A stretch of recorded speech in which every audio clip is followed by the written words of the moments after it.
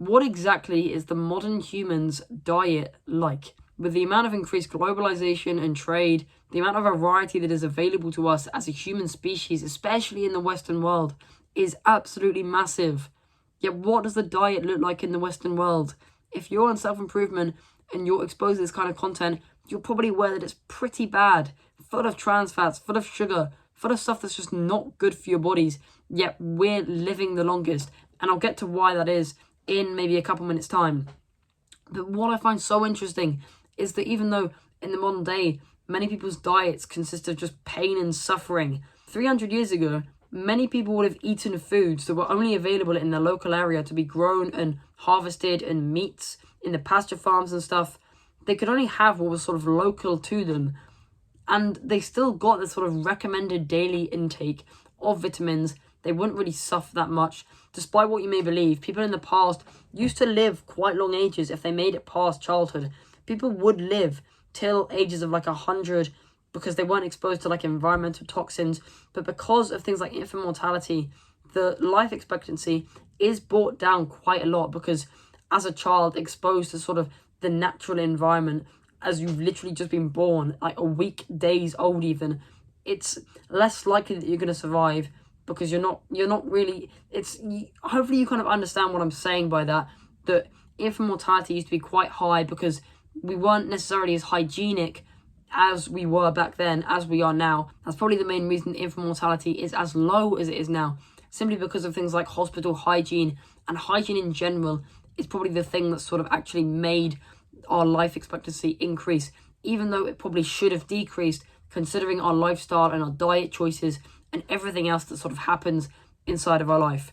I personally find that so interesting, how someone like me who lives in a temperate European climate, we wouldn't have been able to eat things like bananas and oranges and exotic fruits like 200 years ago, because that wouldn't have been available to us. Yet we would have still been healthy, eating things that were sort of specific to our local environment. And while there is a lot of debate about on whether we sort of should eat depending on our ancestry, our culture, etc., which I personally do believe that everyone's diet should be different. We shouldn't all follow like a set thing that's the most healthy, because that just doesn't work, because we all have sort of different responses to different foods and all that sort of complicated stuff. Because someone who sort of has ancestry in like the plains of Africa is probably more likely to be able to process meat a lot better than someone who was brought up in the temperate climate of Europe, where there was abundant fruit and veg, maybe not as abundant as the tropical rainforest, but still quite abundant, and they may have only needed to hunt meat like twice a week or something, and that would be them absolutely fine. I find it interesting though that despite the fact that we were healthier like 200, 300 years ago, eating things that were actually good for us, we're still living longer today. Why is that? How has this happened? I've mentioned hygiene, I've mentioned that in a few past videos, but now I want to go through something that kind of is a bit more passionate to me, and that is to do with fortified foods and cereals. Everyone has eaten cereals before. You cannot lie and say that you haven't. I've eaten cereals, you've definitely eaten cereals. Come on, Cheerios, cornflakes, Frosties, Weetabix, Lucky Hoops, or anything that you can kind of think of that's sort of cereal based. It's got the sort of cardboard box packaging, has signs saying like #1 for whole grains and all that sort of stuff. Yet they contain a hell ton of sugar. But do you want to know what else they contain? Do you want to know what else cereals, Cheerios, cornflakes, Frosties contain a lot of? Vitamins and minerals. But how can that be? They're terrible for us. They have so much sugar. They have so much fat. But they contain minerals and vitamins, because if they didn't, if the companies didn't put them in there in the processing process, we'd all be dead, because we wouldn't have enough of that in our diet, considering how bad the rest of our diet is when we're having snacks for lunch, bag of crisps, and then we're ordering takeout for dinner, which all the processing methods has had all the nutrients taken out of it. We'd be dead if we didn't have the sort of right amount of vitamins inside of our cereals. It's insane. It's mind-blowing. The modern human diet, despite the fact that everyone who sort of has that modern human diet, full of takeouts, trans fats, sugars, pretty much deserves to be living a life of pain from vitamin deficiencies. They're fine because they have Frosties and Cheerios in the morning. They have nice calcium-filled milk with it. That should give them strong bones, make sure they don't get arthritis when they're 80 years old. But still, they'll have crisps for lunch. They'll have popcorn for lunch. They'll order McDonald's for dinner. Like, how are they still alive?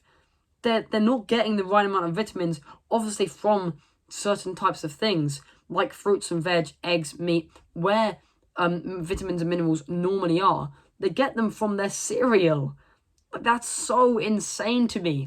That's what the modern human diet's like. That's where people get their vitamins and minerals from, because they don't eat fruit and veg, because it doesn't taste nice, apparently. Like, it's insane that these people actually kind of, I don't really like to sort of say that people deserve things. I mean, the consequences of our actions often sort of dictate our results.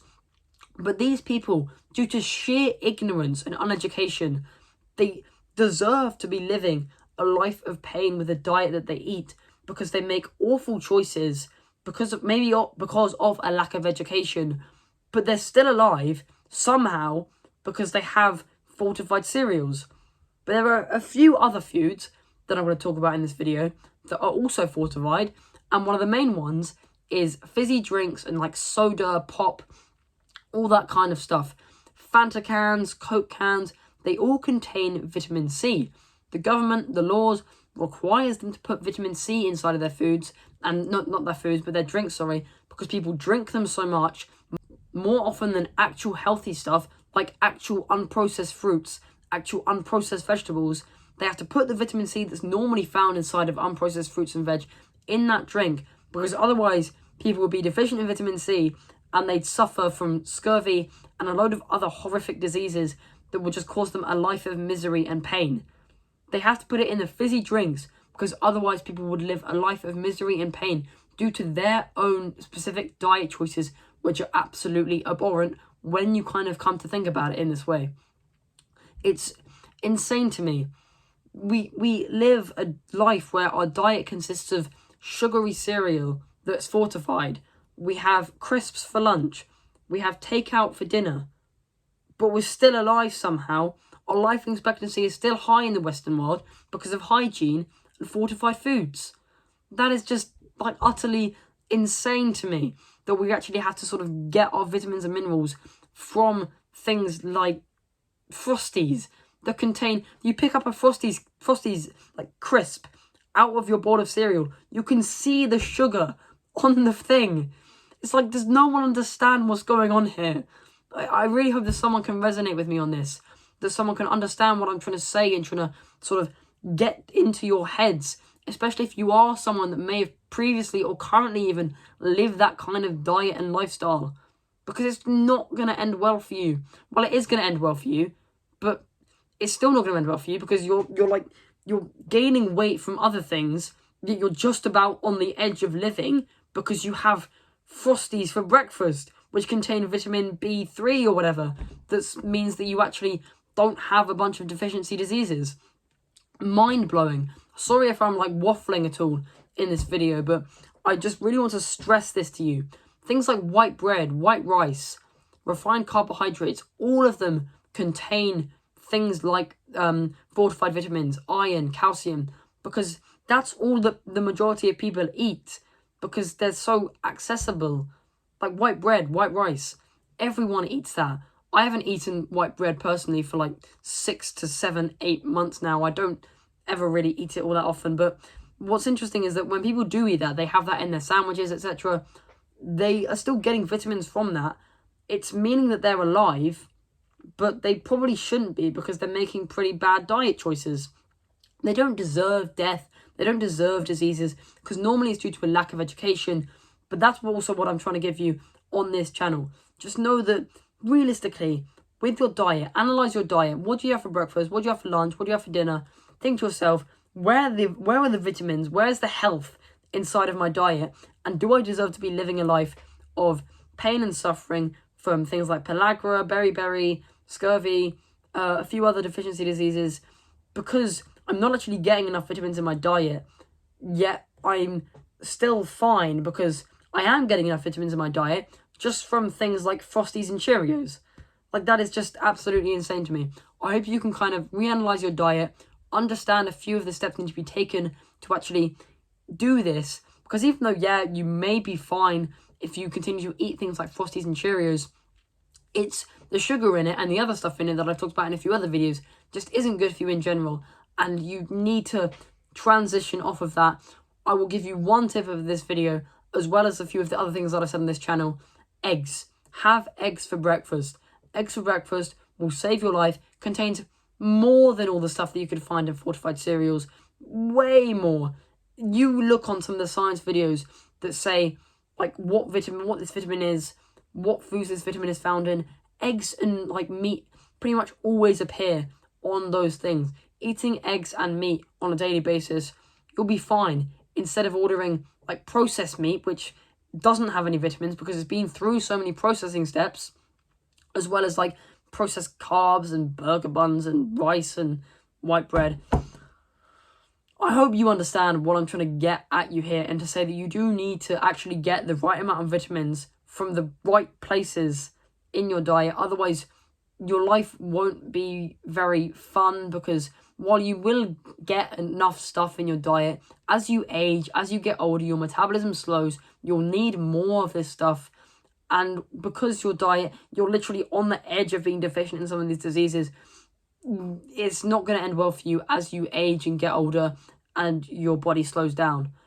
I just can't stress it enough. I hope I've got my message across to you that you just need to eat real food that's not being made in a lab and then processed in a factory.